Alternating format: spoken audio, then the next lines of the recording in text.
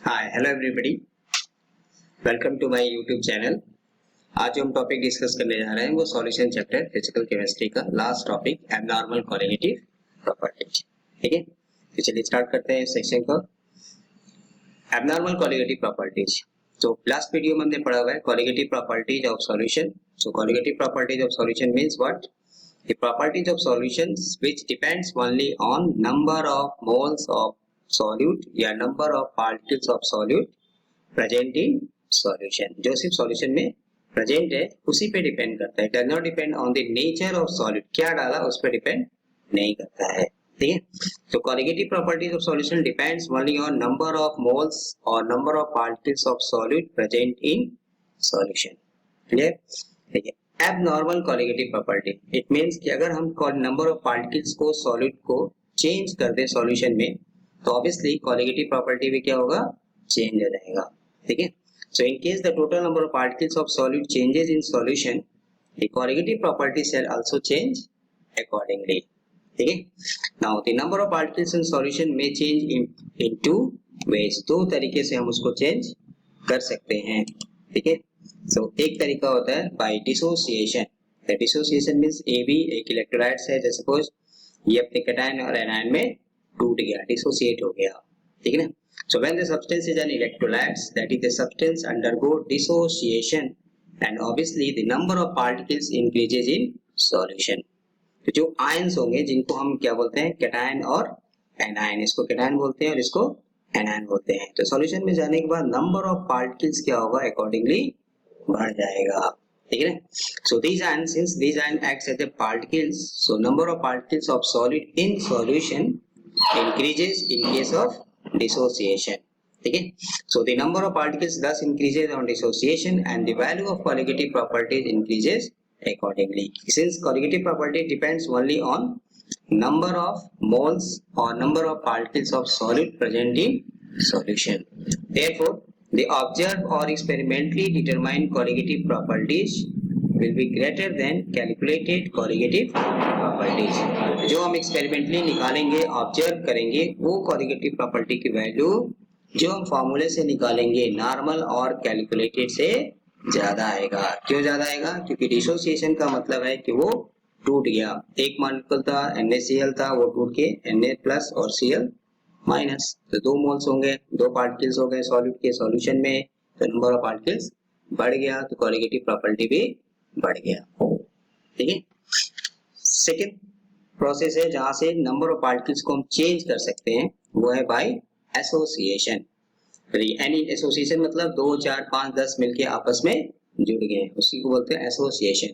तो n particles यहाँ में लिया, n नंबर ऑफ मोल्स लिया किसी इलेक्ट्रोलाइट्स का Na, बट सॉल्यूशन में जाने के बाद ये An हो गया। जैसे एसिटिक एसिड वाटर में डालने पे वो डाइमर बना लेता है, हाइड्रोजन बॉन्डिंग के साथ जुड़ जाता है।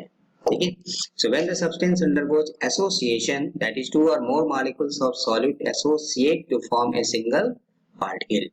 तो obviously in case of association number of particles decreases in solution and then consequently the value of colligative property will also decrease। ठीक है, thus if an electrolyte undergoes association then observed colligative property will be less than calculated colligative properties। ठीक है, सो जो भी observe colligative properties है, अगर वो electrolytes है तो डिसोसिएट होगा तो उस केस में क्या होगा? बढ़ेगा, एसोसिएट होगा तो उस केस में घटेगा, क्योंकि इलेक्ट्रोलाइट्स की कैरेक्टरिस्टिक्स है it must undergo either dissociation और एसोसिएशन इन सॉल्यूशन। ठीक है, तो किसी भी इलेक्ट्रोलाइट्स को हम अगर सॉल्वेंट में डालते हैं, जैसे सपोज वाटर में डिसॉल्व करते हैं, तो वो या तो डिसोसिएट होगा या तो वो एसोसिएट होगा। इसलिए जो कोलिगेटिव प्रॉपर्टी हम ऑब्जर्व कर रहे थे वो चेंज होगा। तो इन केस ऑफ डिसोसिएशन बढ़ेगा, इन केस ऑफ एसोसिएशन घटेगा। So normal values of colligative property is directly proportional to number of particles of solute taken, that is the basic definition. Now abnormal values of colligative properties is directly proportional to number of particles of solute after dissociation और association. तो जो colligative property हम expect कर रहे थे उससे value change आएगा, उसी को बोलते हैं एबनॉर्मल कोलिगेटिव प्रॉपर्टीज। और it can also B written as colligative properties for electrolytes. ठीक है, तो किसी इलेक्ट्रोलाइट्स को जब हम किसी सॉल्वेंट में डिसॉल्व करते हैं, उसका सॉल्यूशन बनाते हैं, तो वो या तो डिसोसिएट होगा या तो वो एसोसिएट होगा। अकॉर्डिंगली उसकी कॉन्जुगेटिव प्रॉपर्टी चेंज आएगा। ठीक है, तो उसी को हम लोग बोलते हैं एबनॉर्मल कॉन्जुगेटिव प्रॉपर्टीज। क्लियर? वान डाफ फैक्टर। सो वान डाफ ने क्या किया कि जो एक रिलेशन बताया कि हम जो एक्सपेक्ट कर रहे थे कि कॉन्जुगेटिव प्रॉपर्टी हमें इतना आना चाहिए, दैट इज नॉर्मल, और जो एबनॉर्मल हो रहा है ड्यू टू इट्स डिसोसिएशन और एसोसिएशन, तो उसके लिए एक रिलेशन निकाला, एक फैक्टर डिफाइन किया जिसको हम बोलते हैं वान डाफ फैक्टर। ठीक है, so the van Hoff factor it is represented by small I.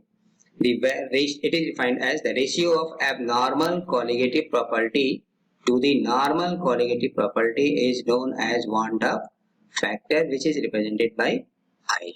So Van Duff factor क्या है? The ratio of abnormal colligative property, मतलब जो हम experimentally measure करेंगे observed colligative property to the normal colligative property और calculated, जो हम फॉर्मूले से निकालेंगे, उसी को बोलते हैं Van Duff फैक्टर। मतलब कितना डेविएशन आ रहा है।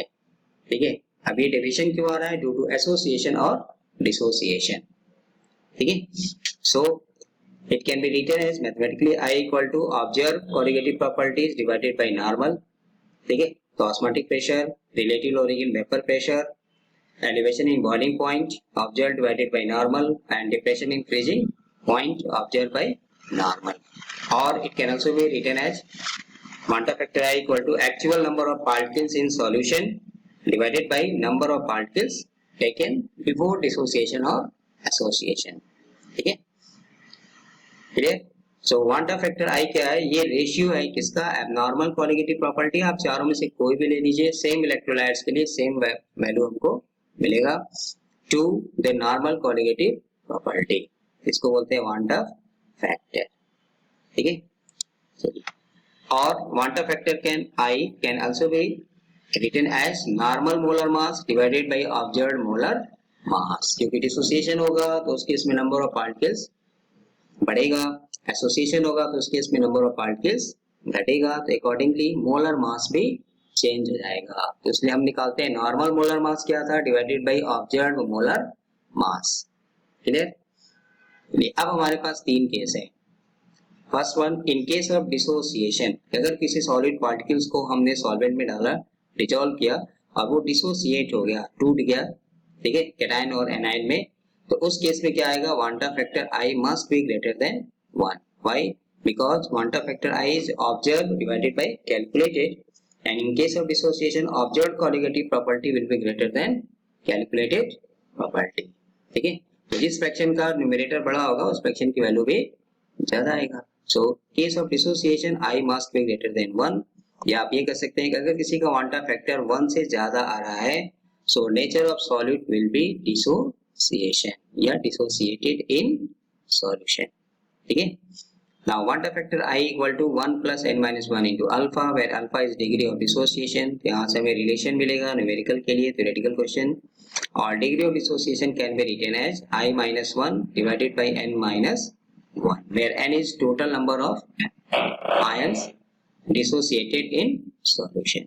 ठीक है, now in case of association, तो obviously association होगा तो colligative property क्या आएगा? observed colligative property will be less than calculated one।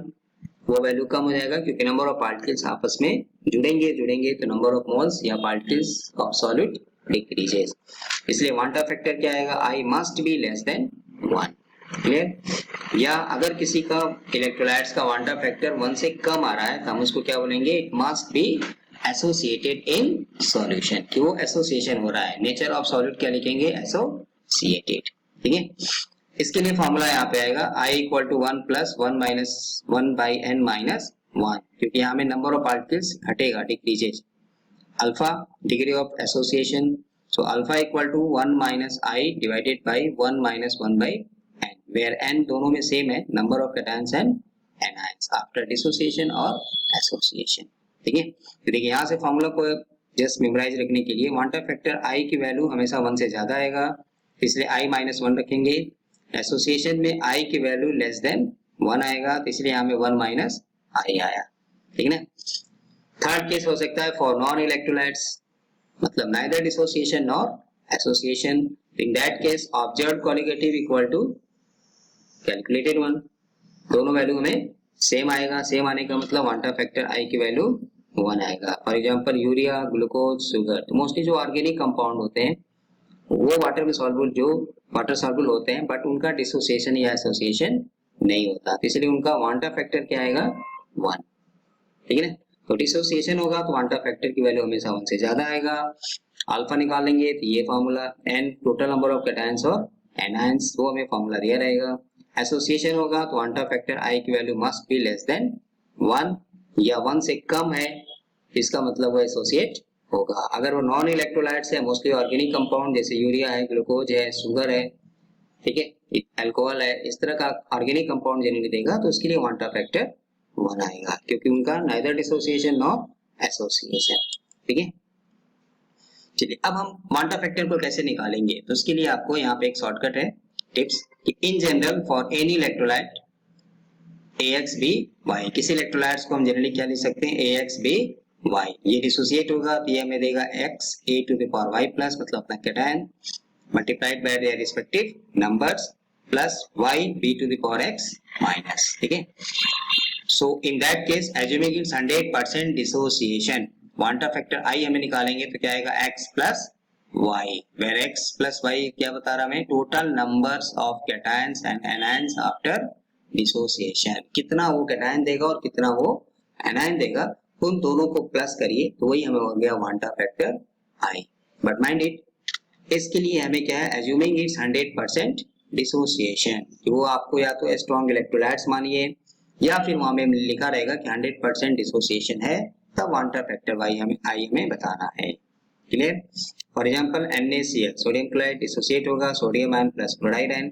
चलिए कंपेयर करिए, x की जगह पे क्या है यहाँ पे 1, ठीक है, यहाँ पे देखिए x की जगह पे क्या है 1 प्लस y की जगह पे भी क्या है 1, 1 प्लस 1 इज 2, तो वांटा फैक्टर क्या हो गया 2। KCl similarly 1 plus 1 that is 2, MgCl2, BaCl2, CaCl2, तो इन सब के लिए मैग्नीशियम हो गया 1, क्योंकि x की जगह पे 1 और y की जगह पे 2, तो 1 प्लस 2 इज दैट इज 3, है ना। तो BaCl2, MgCl2, MgBr2, CaCl2, इस तरह का जब आएगा 1:2 तो उस केस में वांटा फैक्टर 3। चलिए AlCl3 का बता दीजिए, एल्युमिनियम कितना है 1, क्लोरीन कितना है 3, टोटल हो गया 1 प्लस 3 दैट इज 4, ठीक है। Al2SO4 का होल थ्राइस, एल्युमिनियम x की जगह पे कितना हो गया 2, y की जगह पे कितना हो गया 3, 2 प्लस 3 दैट इज 5, ठीक है। ये हमारा दो जगह से दो तरह से ये काम आएगा। डायरेक्ट थ्योरेटिकल क्वेश्चन वांटा फैक्टर अगर निकालेंगे तो इसको प्लस करेंगे, और जो पीछे फॉर्मूला लिखा था यहाँ में n की वैल्यू, ठीक है, तो उसके लिए आपको भाई यहाँ पे ये रखना है, ठीक है ना। जैसे फॉर सोडियम क्लोराइड n की जगह पे 2 रखेंगे, assuming it's 100% dissociation, van't factor क्या लेंगे 2, ठीक है। चलिए अब कुछ इस पे प्रॉब्लम्स लेते हैं, न्यूमेरिकल्स लेते हैं, इस तरह का क्वेश्चन आपको मिलेगा और तब आपको कॉन्सेप्ट क्लियर और भी क्लियर हो जाएगा। जैसे फर्स्ट एग्जांपल है 0.2 molar solution of potassium chloride KCl freezes at -0.68 degree Celsius, if Kf for water is 1.86, calculate the degree of dissociation of KCl। ठीक है, जहां भी आपको डिग्री ऑफ डिसोसिएशन का क्वेश्चन आएगा तो पहला मतलब अल्फा निकालना है, तो कौन सा फॉर्मूला लगाएंगे I-1 डिवाइडेड बाई n-1, तो उसके लिए हमें वांटा फैक्टर I चाहिए। तो वांटा फैक्टर I देगा तो डिग्री ऑफ डिसोसिएशन पूछेगा, डिग्री ऑफ डिसोसिएशन देगा तो वांटा फैक्टर पूछेगा। ये फॉर्मूला पीछे हमने पढ़ा हुआ है लास्ट वीडियो में, delta TF equal to I KF M, ठीक है। मतलब वांटा ने क्या किया, सारे फॉर्मूले को मॉडिफाई कर दिया, सारे सब फॉर्मूले के आगे I लगा दिया, ठीक है ना। तो delta TF equal to I KF M, molality is given 0.2 molar, delta TF is given, कैसे निकालेंगे 0 माइनस 0.68, डेल्टा TF के लिए भी लास्ट वीडियो में आपको डिस्कस किया है, न्यूमेरिकल भी सॉल्व किया है, ठीक है।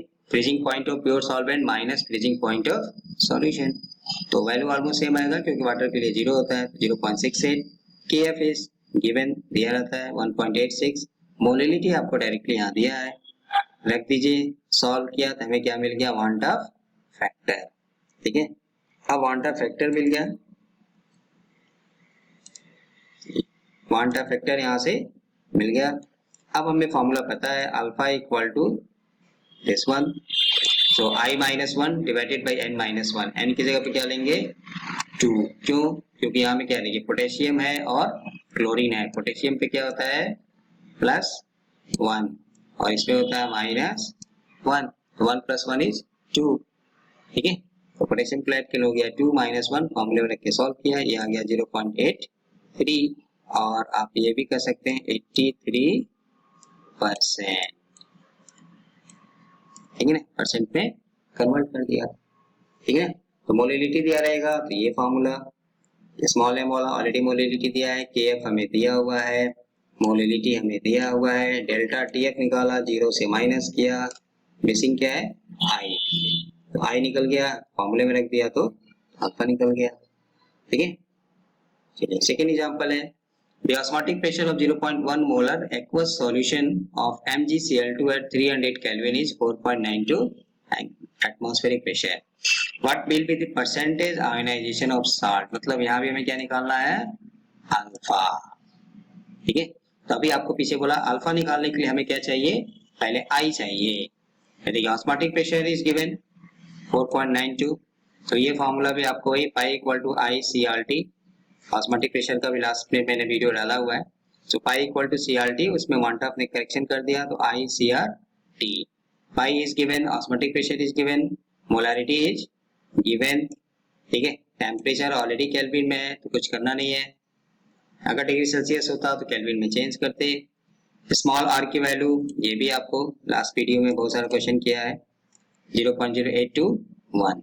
देखिए सब कुछ पता है हमें, मिसिंग क्या है, want Hoff factor I. Solve किया तो ये आपको मिल गया 1.99।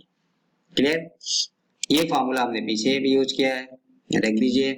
ठीक है, अब यहाँ में MgCl2 के लिए n की वैल्यू क्या लेंगे, बोलिए MgCl2 के लिए n की वैल्यू, तो मैग्नीशियम +2 और 2 क्लोरीन है ना, तो कितना हो गया 1 MgCl2 में मैग्नीशियम 2 + 2 Cl माइनस, 10 की वैल्यू 3 रख के सॉल्व किया, 0.49 और 49%। अगर आप इसको 100 से मल्टीप्लाई कर दीजिए, ठीक है, क्लियर हो जाएगा। चलिए next example, calculate the osmotic pressure of 0.002 molar solution of sodium chloride having degree of dissociation 90%। देखिए अब क्वेश्चन को घुमा दिया, अब आपको यहाँ में अल्फा दिया हुआ है 90%। ठीक है, तो अब हमें क्या निकालना है, इसका वांट ऑफ फैक्टर निकालना पड़ेगा, क्योंकि osmotic pressure equal to pi equal to I C R T. अब हमें ऑस्मोटिक प्रेशर निकालना है तो आई चाहिए, पीछे वाले न्यूमेरिकल में आई आपको चाहिए था, ऑस्मोटिक प्रेशर दिया हुआ था, तो alpha equal to I -1 divided by n -1। देखिए अब नाम आपको क्या है यहाँ पे, सोडियम क्लोराइड, तो सोडियम क्लोराइड के लिए एन की वैल्यू क्या लेंगे 2, क्योंकि सोडियम प्लस देगा और Cl माइनस होगा, तो कितना हो गया 1 + 1 2, एन की जगह 2 रख दीजिए, सॉल्व कर दीजिए, आपको वांट ऑफ फैक्टर आई मिल गया 1.9। देखिए अगर ये 100% लिखा होता है यहाँ पे तो हम क्या लेते 2। ठीक है, 90% दिया है तो 90/100, तो 100 करेंगे तो ये 0.9। क्लियर, अब फॉर्मूले में रख के सॉल्व कर दीजिए, ये आ गया 0.094 बार या एटमॉस्फेरिक प्रेशर। ठीक है, चलिए next, the want Hoff factor I for a dilute aqueous solution of the strong electrolytes barium hydroxide. ठीक है, अब आपको यहाँ पूछ रहा है बेरियम हाइड्रोक्साइड है, कहीं आपको डिग्री ऑफ डिसोसिएशन नहीं दिया है, स्ट्रॉन्ग इलेक्ट्रोलाइट्स लिखा है, तो इसके लिए अल्फा क्या मानेंगे, ऑलमोस्ट 100%। तो पीछे आपको बताया बेरियम हाइड्रोक्साइड का फॉर्मूला ले लीजिए, BaOH का whole twice. Van't Hoff factor कितना आएगा बता दीजिए, ये नीट 2016 का क्वेश्चन है। तो यहाँ से क्या देगा, बेरियम पे +2 और कितना OH आयन है -1, यहाँ में 2, तो देखिए X की जगह पे क्या है 1, Y की जगह पे क्या है 2, टोटल कितना हो गया 2 + 1 3. So correct option is D. So simple. ठीक है. So Wanda factor I for a dilute aqueous solution of strong electrolytes barium hydroxide. Barium hydroxide का फॉर्मूला BaOH का होल ट्वाइस, ये देगा 2OH minus plus 1 Ba2 plus, तो एक x की जगह पे 1 आया, y की जगह पे 2 आया. So Wanda factor 1 + 2 that is 3. ठीक है. चलिए नेक्स्ट क्वेश्चन है CBSE AIPMT 2015 का, जिसको हम आजकल नीट बोलते हैं. Which of the following electrolytes has the same value of Wanda factor I as that of aluminum sulfate? अब आपको यहाँ में कुछ ऑप्शन दिया, ये कह रहा है कि इसमें किसका वांटा फैक्टर एल्युमिनियम सल्फेट के बराबर होगा. तो पहला काम एल्युमिनियम सल्फेट का वांटा फैक्टर निकालिए. तो वो यहाँ में कंपेयर करेंगे, मैंने पीछे लिखा हुआ है. एक्स की जगह पे क्या है 2, वाई की जगह पे क्या है 3, 3 + 2 5. तो इसके लिए वांटा फैक्टर कितना आ गया है 5 आ गया. ठीक है. अब इसमें देखिए, इसमें से 4 नाम जो आपको दिया है, इसमें से किसका वांटा फैक्टर 5 होगा, वही हमारा ऑप्शन मिलेगा. अब यहाँ से कंपेयर करिए, सल्फेट इज 1 यूनिट, यहाँ में क्या है 2, तो इसके लिए कितना हो गया वांटा फैक्टर 3. बोलिए इसके लिए कितना हो जाएगा, एल्युमिनियम इज 1, 3 एल्युमिनियम पे 3 प्लस तो 1 यूनिट होगा, और नाइट्रेट कितना है 3, टोटल कितना देगा हमें 4. ये दोनों ऑप्शन कैंसिल हो गया. K3FeCN6, देखिए ये जब आयनाइज होगा तो यहाँ से हमको क्या देगा 3 पोटेशियम देगा. ठीक है. और यहाँ पे क्या आएगा, इस पे 3 माइनस आएगा, तो 3 + 1 4. चलिए वही कहानी यहाँ लगाइए, ये कितना है 4. ठीक है. और प्लस ये पूरा FeCN6 पे 4 माइनस देगा, ये 1 कितना हो गया 5. ठीक है. So correct option aluminium sulphate के लिए हो गया 5, पोटेशियम फेरो साइनाइड. ठीक है. तो ये हो गया पोटेशियम फेरो साइनाइड. ठीक है. सो बेरियम हाइड्रोक्साइड के लिए कितना आया था 3, एल्युमिनियम सल्फेट के लिए कितना आएगा 5, 5 किसका आएगा पोटेशियम फेरो साइनाइड. ठीक है. तो जस्ट एक छोटा सा tricks, of the following 0.10 molar, small m लिखा है, molar aqueous solution which one will exhibit the largest freezing point depression. ये भी AIPMT का क्वेश्चन है. ठीक है. लार्जेस्ट फ्रीजिंग पॉइंट डिप्रेशन मतलब किसके लिए डेल्टा TF की वैल्यू ज्यादा होगा. तो डेल्टा TF इसके लिए फॉर्मूला पीछे था, डेल्टा TF के लिए अगर फॉर्मूला लिखेंगे तो यहाँ पे आ गया आपको, देखिए ये फॉर्मूला हो गया डेल्टा TF के लिए. देखिए यहाँ से आपको 2 केस आता है, ये तो वैल्यू ऑलमोस्ट फिक्स होती है सबके लिए, क्योंकि this is the characteristics of solvent. हमें ये देखना है अगर मोलिलिटी सेम है तो डेल्टा TF किस पे डिपेंड करेगा, वांटा फैक्टर पे. नंबर 1. अगर मोलिलिटी अलग अलग है तब हमें क्या देखना पड़ेगा, वांटा फैक्टर I और M को मल्टीप्लाई करना पड़ेगा. ठीक है. सो अगर मोलिलिटी सेम है तो सिर्फ वांटा फैक्टर देखेंगे, जिसके लिए ज्यादा होगा उसका डेल्टा TF ज्यादा होगा, या जो भी क्वालिटेटिव प्रॉपर्टी होगी वो ज्यादा होगा. अगर मोलिलिटी अलग अलग है तब हमें इन दोनों को मल्टीप्लाई करना पड़ेगा I × M को. ठीक है. तो ऑस्मोटिक प्रेशर में भी हमने किस तरह का कुछ क्वेश्चन लिया था.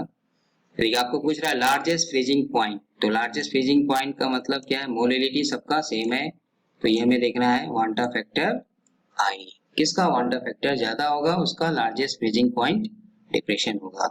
यदि इसके लिए वांटा कितना हो गया, बोलिए 1 + 1 2. इसके लिए कितना हो गया ग्लूकोज ऑर्गेनिक कंपाउंड 1. इसके लिए कितना हो गया 5.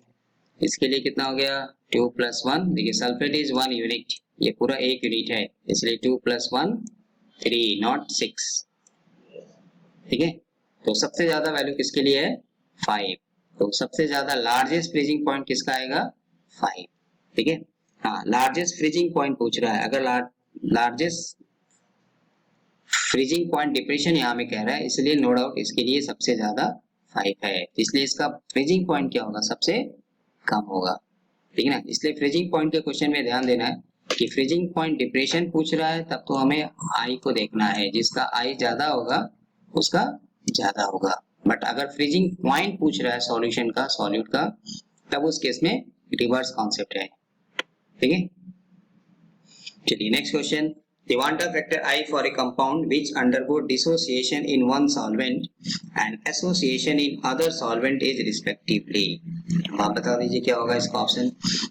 ठीक है, तो हमने पीछे डिस्कस किया था, डिसोसिएशन होगा तो van't factor must be greater than 1, तो मस्ट बी ग्रेटर देन 1, तो option B and C, A and D तो कैंसिल हो गया। ठीक है, while in case of association must be less than 1, तो must be less than 1, देखिए option है बी। ठीक है, क्लियर, इस तरह का क्वेश्चन अब आप आसानी से कर सकते हैं। चलिए, of the following 0.10 molar aqueous, मतलब मोलरिटी सेम है, will have lowest freezing point. देखिए अभी आपको डिस्कस किया, लोवेस्ट फ्रीजिंग पॉइंट उल्टा कॉन्सेप्ट है फ्रीजिंग पॉइंट के लिए।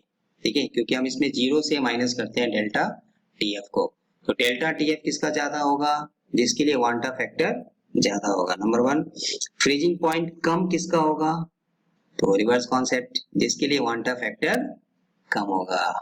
क्लियर, तो देख अब इसमें सोचिए वांटा फैक्टर किसका कम है। ठीक है ना, तो फ्रीजिंग पॉइंट डिप्रेशन और फ्रीजिंग पॉइंट में रिवर्स कॉन्सेप्ट है, तो जिसका फ्रीजिंग पॉइंट डिप्रेशन अगर ज्यादा होगा उसका फ्रीजिंग पॉइंट कम होगा, जिसका फ्रीजिंग पॉइंट डिप्रेशन कम होगा उसका फ्रीजिंग पॉइंट ज्यादा होगा। क्लियर, चलिए आई रिपीट, जिसका फ्रीजिंग पॉइंट, जिस इलेक्ट्रोलाइट्स का फ्रीजिंग पॉइंट डिप्रेशन ज्यादा होगा वो किस पे डिपेंड करेगा, जिसका वांटा फैक्टर ज्यादा होगा। ठीक है, उसका फ्रीजिंग पॉइंट क्या होगा, कम होगा, जिसका डिप्रेशन अगर कम है उसका फ्रीजिंग पॉइंट ज्यादा होगा। ठीक है, तो सबसे ज्यादा highest freezing point depression delta TF किसका होगा, इसका होगा, क्योंकि इसके लिए वैल्यू कितना आएगा वांटा का 5 है ना, इसके लिए 1, इसके लिए 1, इसके लिए 2, इसके लिए 2 आएगा, ऑर्गेनिक कंपाउंड 1, ये शुगर 1, इसके लिए 5, इसका फ्रीजिंग पॉइंट डिप्रेशन सबसे ज्यादा तो इसका फ्रीजिंग पॉइंट सबसे कम। क्लियर, तो करेक्ट ऑप्शन सी। ठीक है, क्लियर, तो फ्रीजिंग पॉइंट पे ध्यान देना है, बाकी में नो डाउट जिसका वांटा फैक्टर ज्यादा होगा तो उसका बॉइलिंग पॉइंट भी ज्यादा होगा, उसका बॉइलिंग पॉइंट एलिवेशन भी ज्यादा होगा, उसका ऑस्मोटिक प्रेशर भी ज्यादा होगा, बट फ्रीजिंग पॉइंट में उल्टा कॉन्सेप्ट है, तो जिसका वांटा फैक्टर सबसे ज्यादा है, मैक्सिमम है, उसका बॉइलिंग पॉइंट सबसे उसका फ्रीजिंग पॉइंट सबसे कम है। ठीक है, चलिए नेक्स्ट क्वेश्चन है, compound X undergoes tetramerization in a given organic solvent, the van't factor H, यानी एसोसिएशन का क्वेश्चन है। देखिए टाइमर जब वर्ड यूज करता है तो एन की वैल्यू 2 लेना है, ट्राइमर जब यूज करेगा या ट्राइमेराइजेशन तो एन की वैल्यू 3 लेंगे, टेट्रामेराइजेशन यूज करेगा तो एन की वैल्यू 4 लेंगे। क्लियर, अब आपसे कह रहा वांटा फैक्टर आप बता दीजिए क्या आएगा। ठीक है, so for association alpha equal to 1 minus I divided by 1 minus 1 by n, क्योंकि एसोसिएशन में नंबर ऑफ पार्टिकल्स कम होता है।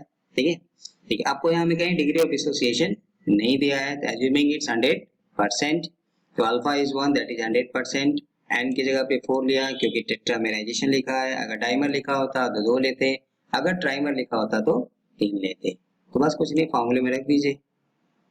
ठीक है, सॉल्व कर दीजिए, ये आ गया 0.25, ठीक है ना, तो करेक्ट ऑप्शन बी। क्लियर, सो एसोसिएशन में क्या है, नंबर ऑफ पार्टिकल्स घटेगा, इसलिए फॉर्मूला आपको यहाँ में एक्सचेंज हो जाएगा। देखिए 1 माइनस आई आएगा and then 1 minus 1 by n आता है एन। ठीक है, तो यहाँ जनरली डाइमर ट्राइमर टेट्रामर इस तरह का वर्ड यूज करेगा, तो वो एन की वैल्यू हो गया। ठीक है, चलिए next, the depression in freezing point of 0.1 molar aqueous solution of HCl, copper sulfate and K2SO4 are in the ratio, ये 2017 का क्वेश्चन है। चलिए इसके लिए वांट ऑफ बताइए। देखिए डिप्रेशन इन फ्रीजिंग पॉइंट मतलब डेल्टा टीएफ पूछ रहा है, तो ये मोलरिटी सेम है, केएफ की वैल्यू सेम है, तो ऑब्वियसली जिसका वांटा फैक्टर ज्यादा होगा उसका ज्यादा होगा या उसी रेशियो में आएगा। तो इनके लिए क्या है वैल्यू 2, इनके लिए value copper is +2, sulphate is 1 unit, इसलिए हो गया 1 + 1 2, पोटेशियम इज 2 मतलब 2 प्लस सल्फेट इज 1 यूनिट। अक्सर हम यहाँ गलती करते हैं 4 + 2 6 लेते हैं, नहीं, सल्फेट नाइट्रेट फास्फेट एक यूनिट होता है। हाँ ब्रैकेट लगाया रहेगा उतना हमें लेना है, इसलिए यहाँ में 1, 2 + 1 का मतलब हो गया 3, ठीक है। इसके लिए वांटा फैक्टर आ गया 2, इसके लिए वांटा फैक्टर आ गया 2, इसके लिए वांटा फैक्टर आया 3, इसी रेशियो में आएगा। तो ये ऑप्शन गलत हो गया, तीनों बराबर नो, 1 2 3 नो, बचा ये, या 2 2 3 है, 2 से डिवाइड कर दीजिए तो 1 आएगा, 2 से डिवाइड कर दिया 1 आएगा, 3/2 मतलब 1.5, ठीक है। तो हाईएस्ट अगर पूछा होता तो पोटेशियम सल्फेट, ठीक है, बट रेशियो पूछ रहा है तो 2 2 3, 2 2 3 का ऑप्शन नहीं दिया है, इसलिए इसको 2 से डिवाइड कर दीजिए, 1:1:1.5, तो करेक्ट ऑप्शन इज ए, ठीक है। चलिए नेक्स्ट क्वेश्चन, ये भी एम्स का है। 1 mole each of the following compounds is dissolved in 1 liter of solution which will have the largest delta TB value। देखिए डेल्टा टीवी का भी वही फॉर्मूला होगा, यहाँ पे लिखे तो अगर I मतलब वांटा फैक्टर, फिर K B and then molality, यदि ऑलमोस्ट सबका सेम है, मोलैलिटी 1 लीटर में, कंसंट्रेशन के भी वाटर के लिए कांस्टेंट होगा, हमें क्या देखना है वांटा फैक्टर, तो जिसके लिए वांटा फैक्टर जितना ज्यादा होगा उनका लार्जेस्ट डेल्टा टीबी वैल्यू ज्यादा होगा। चलिए यहाँ में देखिए वांटा फैक्टर इसके लिए भी सेम है, इसके लिए भी सेम है, इसके लिए भी सेम है, इसके लिए भी सेम है, ठीक है। तो आप क्या देखेंगे, जिसमें डिग्री ऑफ डिसोसिएशन ज्यादा होगा, तो किसमें डिग्री ऑफ डिसोसिएशन ज्यादा होता है, HF HCl HBr HI, सबसे ज्यादा डिग्री ऑफ डिसोसिएशन HI, ठीक है, क्योंकि ये बॉन्ड जल्दी टूटता है, यहाँ में हाइड्रोजन बॉन्डिंग है, बाकी किसी में हाइड्रोजन बॉन्डिंग नहीं है, तो ये पी ब्लॉक का भी क्वेश्चन है, ठीक है।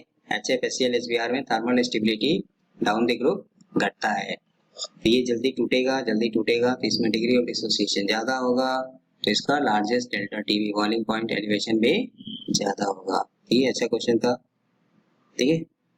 चलिए next, highest boiling point is found in, देखिए मोलैलिटी सेम है, ठीक है, तो सबसे ज्यादा बॉइलिंग पॉइंट किसका होगा, तो ऑब्वियसली जिसके लिए वांटा फैक्टर सबसे ज्यादा होगा, तब तो ये बच्चों वाला क्वेश्चन हो गया, क्योंकि ये 2 + 1 3, ये हो गया इसका वांटा फैक्टर 2, इसका वांटा फैक्टर हो गया 2, इसका वांटा फैक्टर हो गया 1, तो सबसे ज्यादा वांटा फैक्टर किसका है, बेरियम क्लोराइड का, तो करेक्ट ऑप्शन इज बी, ठीक है। चलिए ये आ गया फिर से आपका क्वेश्चन, देखिए which of the following 0.1 molar aqueous solution will have the lowest freezing point, चलिए बता दीजिए लोवेस्ट फ्रीजिंग पॉइंट, पीछे इसी तरह का क्वेश्चन किया हुआ है, फ्रीजिंग पॉइंट कम का मतलब डेल्टा टीएफ ज्यादा, डेल्टा टीएफ ज्यादा मीन्स वांटा फैक्टर ज्यादा, तो वांटा फैक्टर सबसे ज्यादा किसके लिए होगा, इनके लिए 1, इनके लिए 1, इनके लिए 2, इनके लिए, बोलिए 2-3 बार ये ऑलरेडी आ गया ये नाम, सल्फेट इज 1 यूनिट, अभी भी किसी के दिमाग में 6 नहीं आना चाहिए, 2 + 1, 2 + 1 का मतलब हो गया 3, हाईएस्ट है दैट इज ए, ठीक है। लोवेस्ट फ्रीजिंग पॉइंट मतलब हाईएस्ट डेल्टा टीएफ, डिप्रेशन सबसे ज्यादा, डिप्रेशन डिपेंड करेगा वांटा फैक्टर आई पे, वांटा फैक्टर सबसे ज्यादा किसका है, पोटेशियम सल्फेट का है, ठीक है, इसलिए ये सबसे ज्यादा है ना। तो हाईएस्ट बॉइलिंग पॉइंट में देखिए जिसका ज्यादा होगा उसका ज्यादा होगा, मतलब यहाँ बेरियम क्लोराइड के लिए 2 + 1 3 था, इसका ज्यादा हो गया, बट फ्रीजिंग पॉइंट की बात करेंगे तो उल्टा कॉन्सेप्ट है, ठीक है, तो इसका ज्यादा है तो इसका सबसे कम होगा, क्लियर। चलिए next, the freezing point of equimolar aqueous solution will be highest for, है ना, तो अब यहाँ में कह रहा है फ्रीजिंग पॉइंट हाईएस्ट, कह रहा है आपको फ्रीजिंग पॉइंट हाईएस्ट मतलब डेल्टा टीएफ मिनिमम, और डेल्टा टीएफ किस पे डिपेंड करेगा, इक्विमोलर है, मोलैलिटी बराबर है, तो वांटा फैक्टर देखना है, ठीक है। अब देखिए वांटा फैक्टर यहाँ में सबसे कम किसके लिए है, चलिए वांटा फैक्टर सबसे कम किसके लिए है, ऑर्गेनिक कंपाउंड, वांटा फैक्टर 1, ठीक है, तो इसलिए ऑप्शन हो गया D.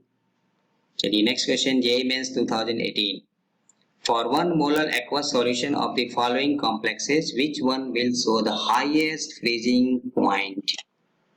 Highest freezing point, freezing point किसका ज्यादा होगा? फ्रीजिंग पॉइंट ज्यादा होने के लिए डेल्टा टीएफ क्या होना चाहिए? कम होना चाहिए। डेल्टा टीएफ कम होने के लिए वांटा फैक्टर कम होना चाहिए, ठीक है। तो बोलिए सबसे कम वांटा फैक्टर कहाँ में है? इसको आयोनाइज करिए, ये क्वांटिशन केमिस्ट्री का भी एक क्वेश्चन कह सकते हैं आप। ये क्वांटिशन केमिस्ट्री में क्या होता है, जो दो तरह का बोलते हैं ना, एक primary valency, secondary valency. Primary valency is ionisable, secondary is non ionisable. तो यहाँ से हमें 3 क्लोरीन देगा और एक कॉम्प्लेक्स आयन, ठीक है। तो 3 + 1 4, यहाँ से कितना देगा 1 + 1 2, यहाँ से कितना देगा 2 + 1 3, यहाँ में कितना देगा नथिंग, ठीक है। तो इसके लिए वांटा फैक्टर सबसे कम है, तो फ्रीजिंग पॉइंट सबसे ज्यादा है। क्लियर, ठीक है। तो फ्रीजिंग पॉइंट पे कॉन्सेप्ट को अपने को उल्टा करना है, रिवर्स करना है। चलिए next, a decimolar solution of potassium ferrocyanide is 50% dissociated, यानी अल्फा इज गिवन आपको। The value of van't factor for potassium ferrocyanide, potassium ferrocyanide के लिए वांटा फैक्टर आई कितना लेंगे वो आपको पूछ रहा है, ठीक है। तो फॉर्मूले में रख दीजिए, अल्फा इज 50%, ऑलरेडी पीछे मैंने एग्जांपल किया हुआ है। Clear, potassium ferrocyanide is K4FeCN6, तो कितना हो गया, N की वैल्यू कितना लेंगे K4, मतलब 4 पोटेशियम और 1 FeCN6, 4 + 1 5, तो N की वैल्यू रखेंगे 5, और अल्फा आपको दिया है 50%, 50/100 0.5 रख के सॉल्व करके आप ऑप्शन क्या आएगा कमेंट बॉक्स में बताइएगा, ठीक है। चलिए, for 1 molar solution of each compound minimum freezing point will be assuming. अब आपको यहाँ देखिए, इस क्वेश्चन में आपको हाईएस्ट पूछा था, तो हमने क्या लिया, वांटा फैक्टर सबसे कम पे लिया। यहाँ में क्या पूछा आपको, मिनिमम पूछ रहा है, तो किसके लिए सबसे ज्यादा होगा, किसके लिए सबसे ज्यादा होगा? तो जिसका डेल्टा टीएफ ज्यादा होगा उसका फ्रीजिंग पॉइंट मिनिमम होगा। किसका डेल्टा टीएफ ज्यादा होगा? जिसके लिए वांटा फैक्टर ज्यादा होगा। वांटा फैक्टर किसके लिए ज्यादा होगा, बोलिए। यहाँ में कितना है, 3 क्लोरीन बाहर आयनाइजेबल, 1 कॉम्प्लेक्स आयन, 3 + 1 4, इसके लिए 2 + 1 3, इसके लिए 1 + 1 2, इसके लिए नथिंग, यहाँ से कोई भी आयनाइजेबल आयन नहीं है, ठीक है। तो इसलिए करेक्ट ऑप्शन है, ठीक है ना। तो बस वही है, बेसिक कॉन्सेप्ट को देखिए, बाकी आप क्वेश्चन जो भी आएगा बस फॉर्मूले पे रख के कर सकते हैं। चलिए नेक्स्ट क्वेश्चन क्या रहा है, calculate the percentage degree of dissociation. यहाँ पे अल्फा बताना है, एक इलेक्ट्रोलाइट्स दिया है, इसका नॉर्मल मोलर मास दिया है 164, if the observed molar mass by measuring elevation in boiling point is 65.6। पीछे आपको फॉर्मूला एक लिखा था वांटा फैक्टर निकालने का, normal molar mass divided by observed molar mass. तो आपको दोनों दिया हुआ है, 164 नॉर्मल है, 65.6 ऑब्जर्व है, यहाँ से हमें क्या मिलेगा, वांटा फैक्टर आई मिलेगा, ठीक है। डिग्री ऑफ डिसोसिएशन पूछ रहा है, फॉर्मूला भी हमें पता है, क्लियर, ठीक है। बस सिर्फ ये n की वैल्यू क्या रखेंगे, यहाँ में देखिए 1, यहाँ में क्या है 2, a x b y, x की जगह 1, y की जगह 2, 2 + 1 3 रख के सॉल्व कर दीजिए, ठीक है। सो नॉर्मल मोलर मास दिया रहेगा, ऑब्जर्व्ड मोलर मास यहाँ दिया हुआ है, कभी कभी फॉर्मूले में हमें निकालना पड़ेगा, आगे क्वेश्चन आएगा, तो वांटा फैक्टर मिल जाएगा नॉर्मल डिवाइडेड बाय ऑब्जर्व, ठीक है। तो यहाँ से वांटा फैक्टर निकाल लीजिए। आपसे पूछ रहा है degree of dissociation in percentage, तो पहले अल्फा निकालिए, ठीक है। एन की वैल्यू कितना रखेंगे, 1 + 2 दैट इज 3, फॉर्मूले में रख के सॉल्व कर दीजिए, या आप ये तरीका भी लगा सकते हैं, ठीक है। ये आएगा 75%।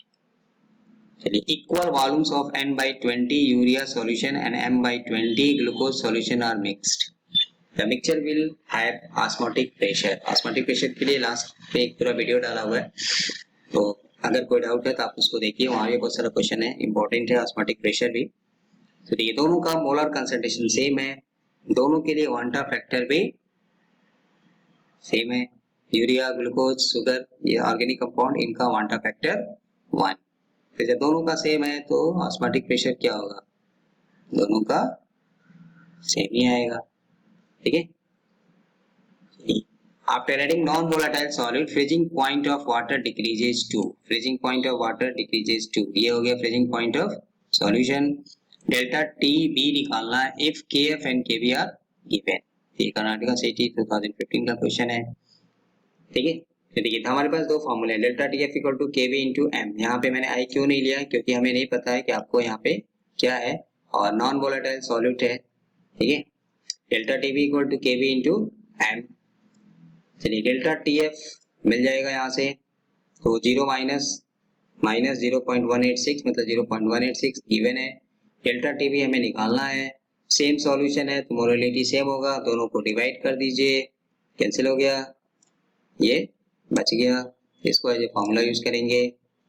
ठीक है। 4 में 3 चीज आपको दिया हुआ है, एक चीज आपसे पूछ रहा है। ठीक है। चलिए अगर इसी क्वेश्चन में बॉइलिंग पॉइंट ऑफ सॉल्यूशन पूछा होता तो हम इसमें क्या करते हैं, वाटर का बॉइलिंग पॉइंट मतलब 373.15 को ऐड कर देते हैं। क्लियर। ठीक है।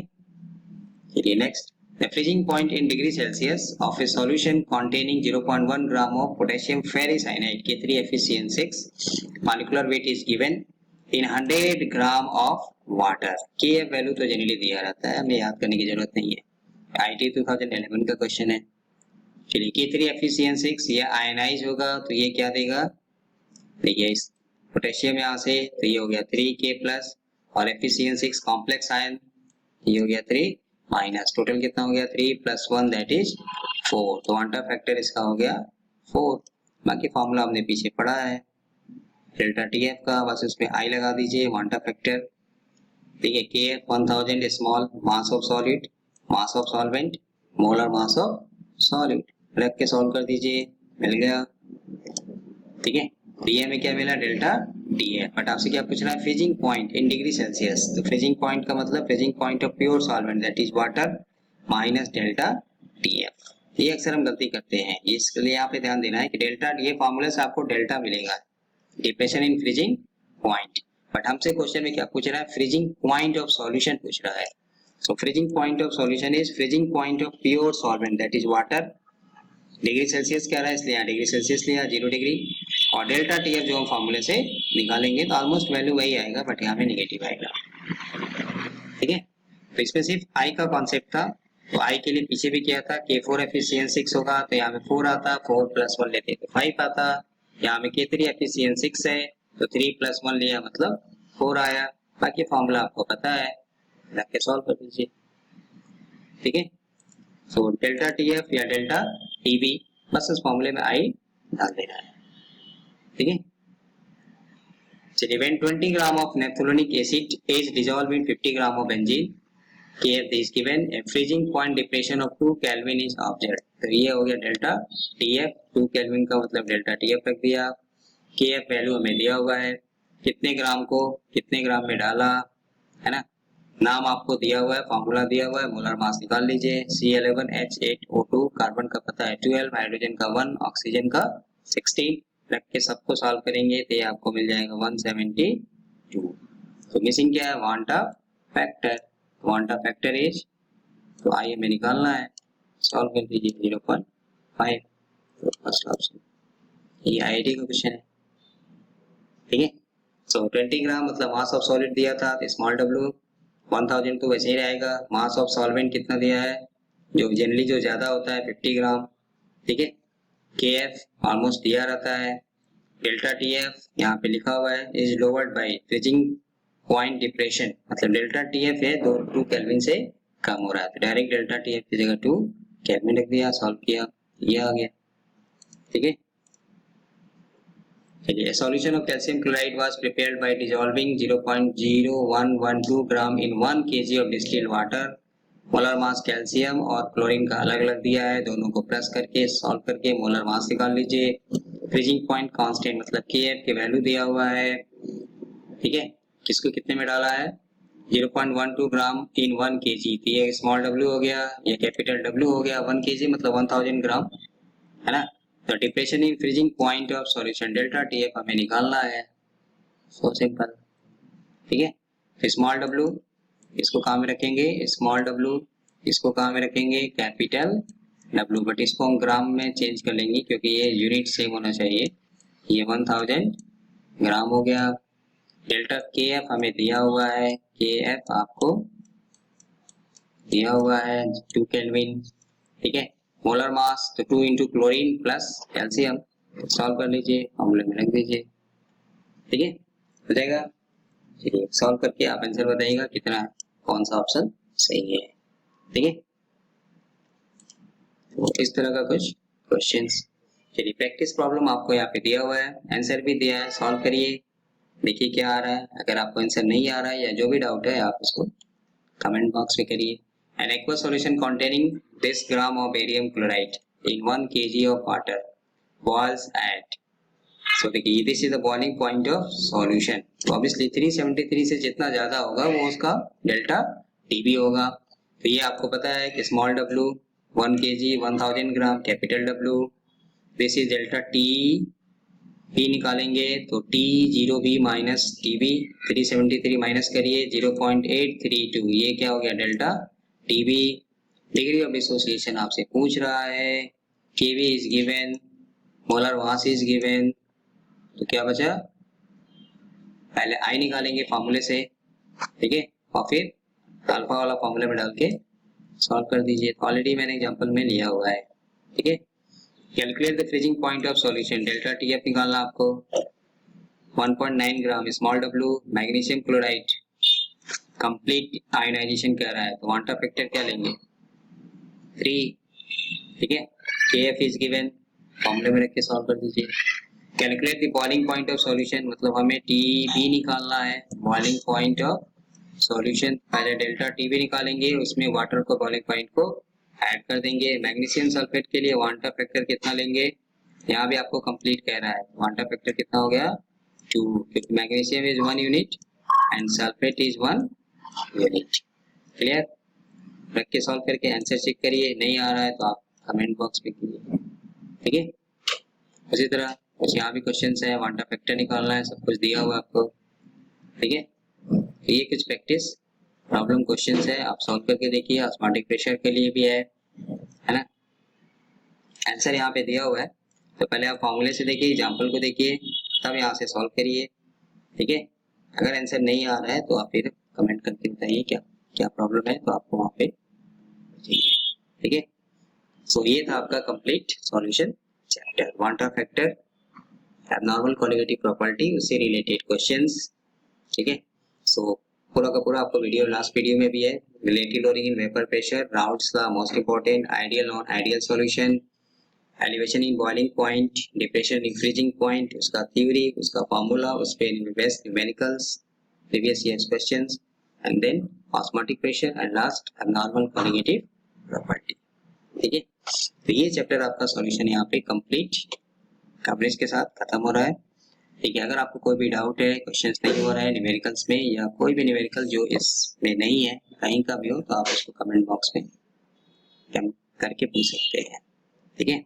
So thank you for watching and please video अच्छा लगे तो like share and subscribe, okay, thank you.